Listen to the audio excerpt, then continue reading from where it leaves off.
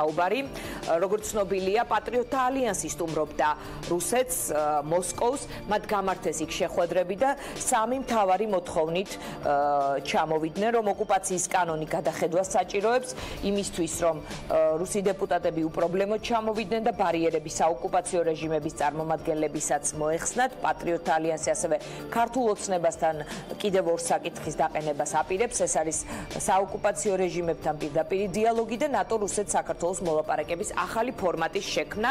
დღეს დაგეგმილი იყო ბრიფინგი პატრიოტთა ალიანსის წევრების, თუმცა ეს ბრიფინგი გადაიდო, მაგრამ ჩვენი სტუდიის სტუმარია გიორგი ლომია, პატრიოტთა ალიანსის ფრაქციის თავმჯდომარე.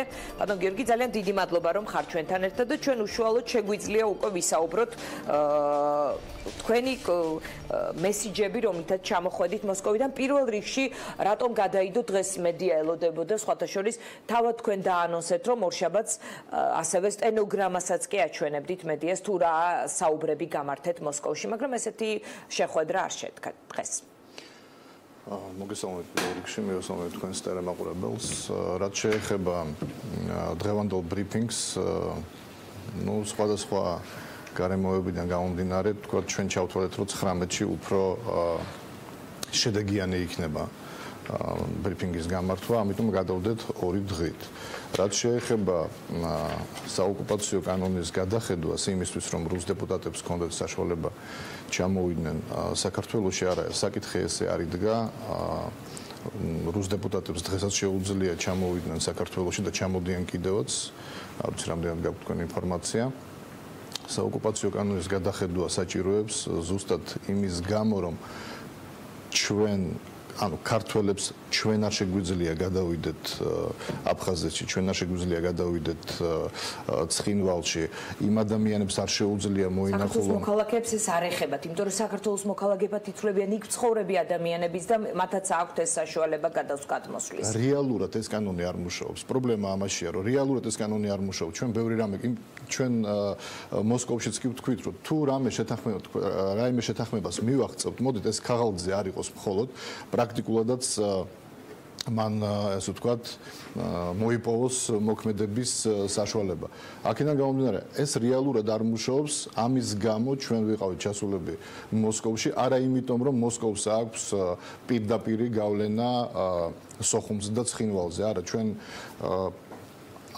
ამ მიმართულებით რომ დავიწყოთ თქვათ მსჯელობა და აზროვნება, მაშინ გამოდის რომ ჩვენ სოხუმელ და ცხინვალელ ძმებს ვაყენებს შეურაცხყოფას, რომ ისინი რეალურად დიქტატის ქვეშ არიან, როცა ისინი ამბობენ რომ არა ჩვენ ვართ დღეს თავისუფალ მდგომარეობაში და ჩვენ თვითონ წყვიტავთ და ვწყვეთ თუ ვის შევხვდებით და როდის შევხვდებით. რა მანდატი აიცა ყველა თავარი შეკითხვა, რომელიც ისმის ამ დროს, რა მანდატით იყავით და რა უფლებამოსილებით იქ ჩასულით. თქვა ხარ, ერთი ყველაზე პატარა ოპოზიციური ფრაქცია პარლამენტში და იქ რაღაც შეთანხმებას შეიძლება მიაღწიოთ თქვენ ინდივიდუალურ დონეზე, მაგრამ რა ბერკეტები გაქვთ, რომ ის რაღაც ორმხრივ ურთიერთობად, ორმხრივ შეთანხმებად აქციოთ? ანუ რა მანდატი აქვს ოპოზიციურ ფრაქციას იმისი, რომ ის მართავს მოლაპარაკებებს სხვა ქვეყანასთან, მით უმეტეს ასეთ დაძაბულ ვითარებაში? საქმე იმაშია, რომ კარგი საქმე რომ აკეთო, ამისთვის მანდატი არ ჭირდება. ჩვენ კარგად გვესმოდა თავიდანვე, რომ შეიძლება რეალურად თქვათ არანაირი გადაწყვეტილება არც რუსეთს მიეღო და არც საქართველოს მხარეს, მაგრამ საქმე იმაშია, რომ პარტიამ ინიციატივა გამოხატა. ჩვენ ჩავედით მოსკოვში, შევხვდით მოსკოველ რუს კოლეგებს, ვისაუბრეთ და ამიტომ ამ ჯგუფს დაერქვა არაფორმალური დიალოგის ჯგუფი. ზუსტად იმიტომ, რომ ჩვენ არ წარმოვადგენთ პარლამენტში უმრავლესობას და ჩვენ არ შეგვიძლია საქართველოს სახელით ვისაუბროთ. ჩვენ უბრალოდ შევთავაზეთ სხვადასხვა იდეა. ეს იდეა მოიწონა რუსეთის მხარემ.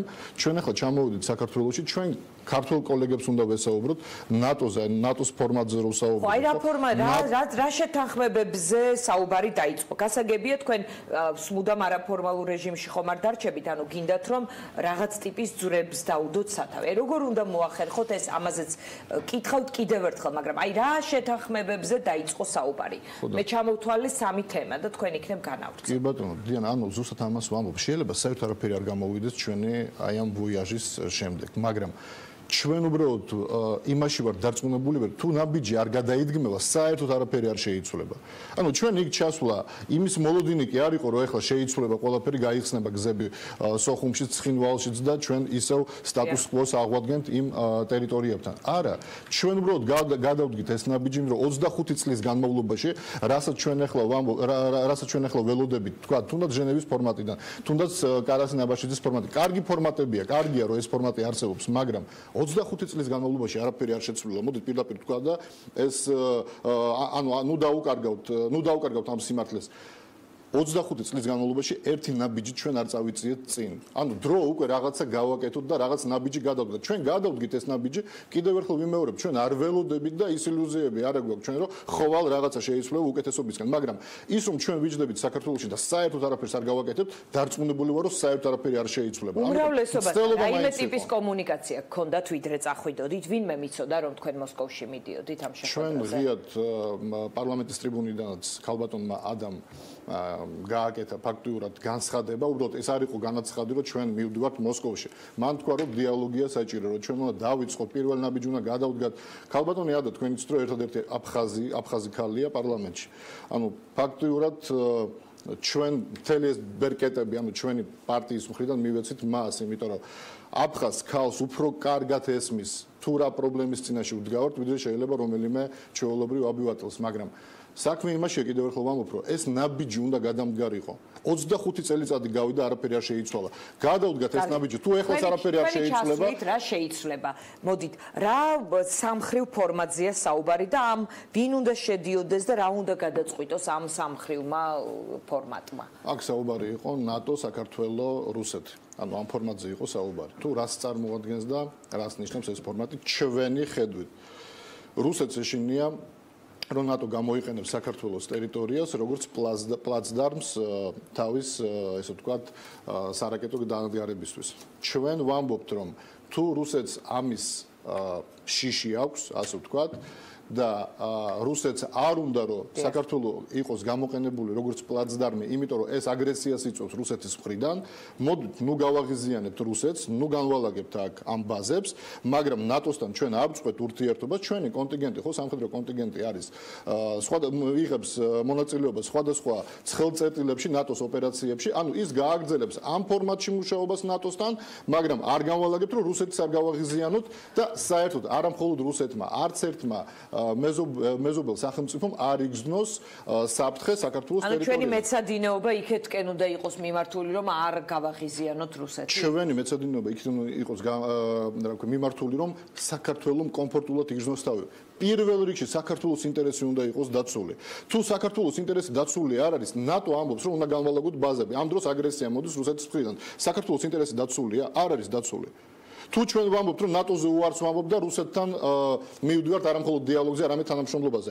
ჩვენ ევროპასთან კომფორტულად ვიგრძნობ თავს? არა. ესე იგი, ეს ფორმატიც არ ვარგა საქართველოსთვის. ანუ პირველ რიგში საქართველოს ინტერესებში უნდა ვიმოქმედოთ და არა მე რომელიმე ცალკეული ქვეყნის ან ცალკეული ხარის. თქვენ მოისმინეთ ნატოს წარმომადგენლების რაღაც შეფასებები ამ თემაზე, ამის პერსპექტივა ალბათ ასეთი სამხრივ ფორმატის პერსპექტივას ალბათ ნაკლებად ხედავენ. ჩვენ ახლა გაუგზავნით, უბრალოდ ვამზადებთ ახლა გზავნით ნატოს ვრცელ წერილს და ახსნას თუ რა იგულისხმებოდა ჩვენს შემოთავაზებაში.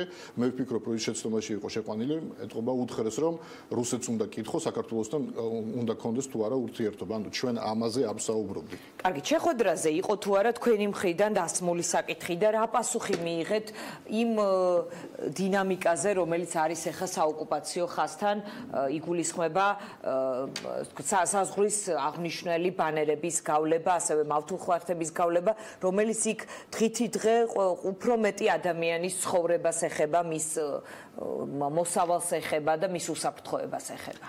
მე გეტყვით, რომ ოფიციალურ შეხვედრაზე ამ თემაზე არ გვისაუბრია, ჩვენ ჩამოვთვალეთ ის საკითხები, რომელიც ჩვენ მჭირდებოდა, მაგრამ კულუარულად, ასე ვთქვათ, ვისაუბრეთ, ამას არ დაგიმალავთ და გეტყვით, რომ რუსეთის მხარე ამბობს, რომ ჩვენ არ ვიცით კონკრეტულად რა ხდება იქ, იმიტომ რომ არსებობს ადგილობრივი ხელისუფლება, რომელიც მოქმედებს სრულიად დამოუკიდებლად და საქმის ხუთში არ გვაყენებს და მას აქვს ამის უფლება. გულისხმობენ საოკუპაციო ტერიტორია, ოკუპირებულ ტერიტორიაზე ის დე ფაქტო ხელისუფლებებს გულისხმობდა რუსეთი, აქედან გამომდინარე პასუხი ვერ გაგვწეს იმაზე, თუ რატო იყო გადმოწეული საზღვარი 700 მეტრით. მაგრამ ეს კულუარულად ხდებოდა. ოფიციალურად ჩვენ სულ სხვა საკითხებზე ვისაუბრეთ, იყო თქვენიც ხო, ჩვენ უკვე თქვი დავსაუბრობთ ამაზე არაერთხელ, ეს არის საფლავებზე გასვლის საშუალების მიცემა, ეს არის სკოლებში ქართული სახელმძღვანელოების შეტანის საშუალების მიცემა და თანაც ჩვენ აფრთხობდით რუსეთისგან, ჩვენ არ ვითხოვთ, რომ გინდა თუ არა თქვენ შეიტანეთ თქვა ეს სახელმძღვანელოები და თქვენ უბრალოდ გაგვიწიეთ ამ შემთხვევაში შუამდგომლობა, იმიტომ რომ თქვენ ოკუპირებულ ტერიტორიას დე ფაქტო ხელისუფლებებთან რუსებს უფრო მეტი ურთიერთობა აქვს და სიახლოვე ვიდრე ჩვენ. აქედან გამომდინარე ჩვენ ვთხოვეთ რომ თქვენ გაუწიეთ შუამდგომლობა, იმიტომ რომ ჩვენ პირდაპირ ვერ გავდივართ მათთან კონტაქტზე. ბატონო გიორგი, გრძნობდით ამ შეხვედრების დროს, რომ ისინი გრძნობდნენ, რომ ოპოზიციურ ფრაქციას ელაპარაკებოდნენ, რომ ეს არ იყო ხელისუფლების ნაწილი და თქვენ ეს დიალოგი თქვენივე განმარტებით რაღაც არაფორმალურ ჩარჩოებში რჩებოდა მაინც. მათ ეს იცოდნენ. ბუნებრივია რომ იციან, მაგრამ ბატონმა კალაშნიკოვმა პირდაპირ თქვა, რომ სამწუხაროდ ეს ჯგუფი არ წარმოადგენს პარლამენტის არც უმრავლესობას, არც ოფიციალურ საქართველოს არ წარმოადგენს, ამიტომ ამ ჯგუფს დავარქვათ არაფორმალური დიალოგის ჯგუფი. ამიტომ დაერქვა ამას არაფორმალური. თვითონ რა პერსპექტივას ხედავენ ასეთი დიალოგების, რომ თქვენი ჩასვლის, კიდე მესამე ჩასვლის შემდეგ ვიღაც უმრავლესობიდანაც გაგყვებათ? იცით რაშია საქმე? მე უბრალოდ ვერ ვხედავ ბარიერს თუ რატომ არ უნდა გამოყვეს ჩვენ ან თუნდაც ჩვენს გარეშე უმრავლესობამ დაიწყოს ამ დიალოგის ფორმატში ურთიერთობა რუსეთთან. მე ამის ესე ვთქვათ დამაბრყოლებელ მიზეზს ვერ ვხედავ, იმიტომ რომ ეს სჭირდება დღეს საქართველოს. საქართველოს აქვს რუსეთთან დიალოგის ფორმატები, მე მესმის თქვენ საუბრობთ, რომ ამ ფორმატებმა ვერ გაამართლა, მაგრამ არის ორმხრივი ურთიერთობის ორი ცხადი ფორმატი, ეს არის ჟენევის ფორმატი, ეს არის პრაღის ფორმატი. საქართველოს რუსეთს შორის გაწყვეტილია დიპლომატიური ურთიერთობები და აი ამ მათი აგრესიული პოლიტიკის შედეგს მიუხედავად იმისა, რომ ისინი თურმე თქვენთან საუბრებში ამბობენ, რომ ვერაფერს იქ ადგილზე ვერ წყვეტენ და ეს დე ფაქტო ხელისუფლების ნამოქმედარია, იქ ადგილზე ამ მათი აგრესიული პოლიტიკის შედეგს ყოველდღიურად ხედავენ ადამიანები. ანუ ამ ურთიერთობაში თქვენ ფიქრობთ, რომ რაღაც ახალი საკომუნიკაციო სივრცეები უნდა შეიქმნას, თუნდაც პარლამენტარების დონეზე? ეს ყველაფერი გავს რას, რომ ადამიანი ავად არის, ვთქვათ, ერთ და იგივ აპს აძლევენ მას წამალს, 20 წელიწადი, 25 წელიწადი. კურნალობის წესი უნდა შევცვალოთ? არ ცვლის მის მდგომარეობას, უარესდება მდგომარეობა და ჩვენ ვამბობთ, რომ არა, ყოველგან ხო ეს აბია, გაიგეს მთავარი და ამიტომ გავაგრძელოთ ამ აბით მკურნალობა. ხო, დრო უკვე შევცვალოთ, ხო, რაღაც მკურნალობის ფორმატიც და ურთიერთობის ფორმატიც. ჩვენ ვნახოთ, დავალაგოთ ეს ურთიერთობა ამ ფორმატში, დიალოგის ფორმატში, თუ არაფერი არ შეიცვლება, იმას მაინც ვიტყვით, რომ ჩვენ ვცადეთ, მცდელობა იყო ჩვენი მხრიდან. მაგრამ არაფერი არ გამოვიდა. აი რომ ჩამოხვედით რა გითხრეს უმრავლესობის წევრებმა, იმიტომ რომ სხვადასხვა პოლიტიკური ჯგუფები მოუწოდებენ ხელისუფლებას, რომ კაფიოდ გაემიჯნოს ასეთ ინდივიდუალურ სვლებს და ჩასვლებს მოსკოვში, მაგალითად რესპუბლიკურმა პარტიამ წერილიც გაუგზავნა ქართულ ოცნებას და თქვა, რომ დაუშვებელია, მოღალატეობრივია ესეთი თვითშემოქმედება და ასეთ დროს ასეთი თვითმარქვია რაღაც არა, თვითმარქვია ჩვენ არა ვართ რესპუბლიკური პარტია, უფრო მეტად თვითმარქვია გამოდის, იმიტომ რომ დღეს არანაირი სტატუსი მათ არ გააჩნიათ, ჩვენ საპარლამენტო ფრაქცია მაინც ვართ და რაც შეეხება მოღალატეობრივ მოქმედებას, მე ვფიქრობ, რომ თინათინ ხიდაშელი უფრო მეტი მოღალატეა ამ შემთხვევაში. არ არის ის ახლა რესპუბლიკური პარტიის წევრი?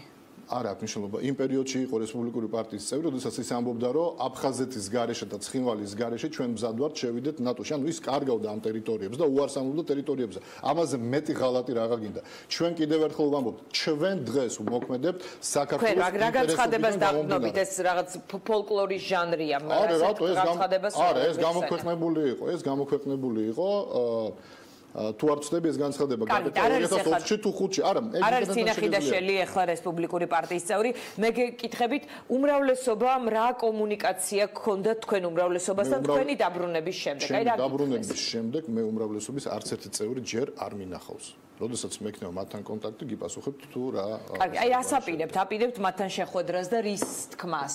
არაფერი, ჩვენ ვაპირებთ შეხვედრას, ვაპირებთ მოყოლას მთელი იმ ამბის თუ რა მოხდა იქ ოფიციალურ შეხვედრაზეც, კულუარებშიც და თვითონ მე მიიღონ გადაწყვეტილება. უნდათ მათ ამ ფორმატში ურთიერთობა თქვა და დიალოგი რუსეთთან, თუ არ უნდათ და არ სურთ, მაგრამ ეს იმას არ ნიშნავს, რომ ეს დიალოგი არ არის საჭირო. მოდით ასე. კარგი, ბატონ გიორგი, თუ მათ უარი თქვეს ამ ჩართვაზე, ამ ტიპის ურთიერთობებში, მაშინ თქვენ ამ არაფორმალურ რეჟიმს, საკომუნიკაციო არხს არაფორმალურ შეინარჩუნებთ და ასევე ივლით უმრავლესობის უარის მიუხედავად, თუ უკვე აზრს დაკარგავს თქვენი მცდელობები. აზრს არაფერი არ კარგავს ამ შემთხვევაში. ჩვენ გავაგრძელებთ რა თქმა უნდა ურთიერთობას, არაფორმალურ ურთიერთობას და თუ რაღაც ცვლილება იქნება შემჩნეული, აი ზუსტად მე ვეთქვით უმრავლესობას, რომ არაფორმალურ რეჟიმში და არაფორმალურ ფორმატში მუშაობის შედეგად აი ეს ცვლილება დადგა და თქვენ რომ გემუშაოთ, უფრო მეც მივახცევთ და თქვენ გაქვთ იმედი, რომ რაღაც ტიპის ხელშესახების შედეგები გექნებათ და ეს ამ შედეგებით უკვე ივაჭრებთ, შეიძლება არ არის სწორი სიტყვა, ამ შედეგებით წარსდგებით შემდეგ უმრავლესობასთან, რომ დაავალდებულოთ ისინიც ჩაერთონ პირდაპირ დიალოგში რუსეთის წარმომადგენლებთან. იმედი რომ არ გქონოდა, ჩვენ კარგად გვესმოდა, რომ ეს არ არის პოლიტიკურად პოპულარული ნაბიჯი. თუ რუსეთს უნდა რაღაცის გაკეთება, რა უშლის მას? საქართველოს ხელისუფლებას ისედაც რიტორიკის დონეზეც აქვს ძალიან დამთბარი პოლიტიკა რუსეთთან ურთიერთობაში. ის არ გავს ამ ურთიერთობებში წინა ხელისუფლებას. რა უშლის რუსეთს თუ მას რაღაც ტიპის პროგრესი უნდა ამ ურთიერთობებში ეს თავად გააკეთოს? ურთიერთობა ნამდვილად არის დამთბარი, სხვადასხვა მედიის საშუალებით, ასევე არასამთავრობო ორგანიზაციის საშუალებით, ყოველდღიურად ისმის შეურაცხყოფა რუსეთის მიმართ და ასე შემდეგ და მე არ მგონი რომ ამას შეიძლება დავარქვათ დამთბარი ურთიერთობა. ყოველ შემთხვევაში არ არის აგრესიული საომარი რიტორიკა, ის ფონი არ არის, რომელიც იყო მაგალითად გასულ წლებში. გასაგებია, მაგრამ აი ეს იმას არ ნიშნავს, რომ რადიკალურად არის შეცვლილი ეს რიტორიკა.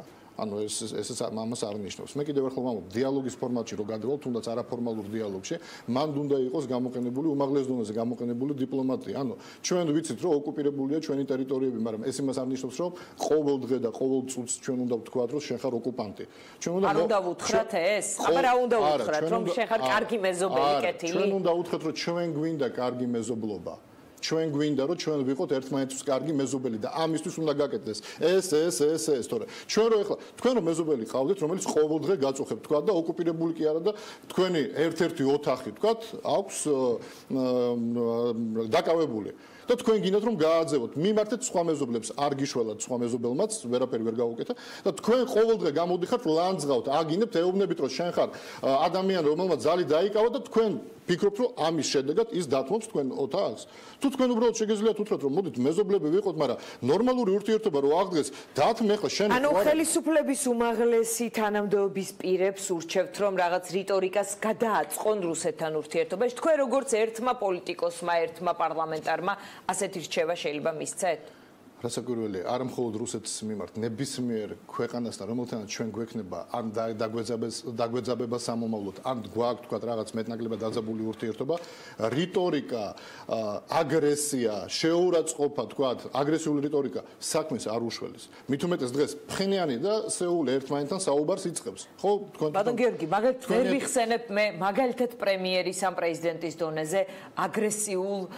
რიტორიკას რუსეთის მიმართ ისინი ფაქტების შესაძლო კონსტატაციას ახდენენ, როდესაც მორიგ ბანერზეა საუბარი მორიგი საოკუპაციო ხაზის გაგრძელებაზე საქართველოს ასე ვთქვათ ოფიციალური თბილისის კონტროლირებადი ტერიტორიის ხარჯზე. ანუ ვერ ვიხსენებ განცხადებებს, რომელიც შეიძლება გამოდგეს ამის საბაბად. მაშინ გაიხსენეთ ბოლო პერიოდში, როდის შედგა მაგალითად პრეზიდენტებს შორის შეხვედრა, პრემიერებს შორის შეხვედრა. აი როდის იყო შემდგარი ბოლო შეხვედრა გაიხსენეთ. ანუ აქ საუბარი მარტო იმაზე კი არის, რომ გამოდის პრეზიდენტი მიხეილ სააკაშვილი, როდესაც ვიდრე ომამდე იყო ასეთი შეხვედრები. ომის შემდეგ ომმა გაწყვიტა ჩვენს ქვეყნებს შორის დიპლომატიური ურთიერთობების შესაბამისად არის ასეთი მოცემულობა. კი ბატონო, მიუხედავად იმისა, რომ ჯორჯ ბუში აფრთხილებდა სააკაშვილს, რომ არ გადასულიყო სამომარ მდგომარეობაში, არ დაეწყო ომი სოხუმთან და ცხინვალთან და მიუხედავად ამისა, მაინც დაეწყო სააკაშვილმა და ამდენი ახალგაზრდა დაიღუპა. კიდევ ერთხელ ვამბობ. გასაგებია ასეთი ფორმულირება გაქვთ თქვენ, რომ ეს სააკაშვილის დაწყებული საომარი მოქმედება იყო. ხო, ასეთი ფორმულირებით 2008 წელს, რა თქმა უნდა, ესე მოიხსენიებს ზუსტად და შემიძლია დავასაბუთო კიდევაც. კიდევ ერთხელ ვამბობ, ეს ნაბიჯი ჩვენთვის პოპულარული ნამდვილად არ არის, პოლიტიკურად პოპულარული არ იყო ეს ნაბიჯი ჩვენთვის, მაგრამ მე ვფიქრობ, რომ ყოველთვის სწორი ნაბიჯი შეიძლება არ იყოს პოპულარული და ჩვენ გადავდით დღეს სწორი ნაბიჯი. ერთ ბოლო კითხვა მაქვს ასეთი, ბატონ გიორგი, როგორ ფიქრობთ, გრიგორი კარასინი არის რუსეთის საგარეო საქმეთა მინისტრის პირველი მოადგილე. სურა ბაბაშიძე არის პრემიერის სპეციალური წარმომადგენელი სწორედ რუსეთთან ურთიერთობის საკითხებში. რას ვერ ეუბნებიან ისინი ერთმანეთს? რას ვერ წყვეტენ ისეთს, რაც შეიძლება გიორგი ლომიამ და ბატონმა კალაშნიკოვმა გადაწყვიტონ მაგალითად? მაგალითად თუ კი რამეს გადაწყვეტა უნდათ კარასინზე უფრო მაღალი ვთქვათ პირი ასეთ ტიპის მოლაპარაკებებში ვინ შეიძლება ჰყავდეთ? ჩვენ ვართ პარლამენტარები. ანუ თვითონ სიტყვა პარლამენტიორი ხო, ანუ მოლაპარაკე.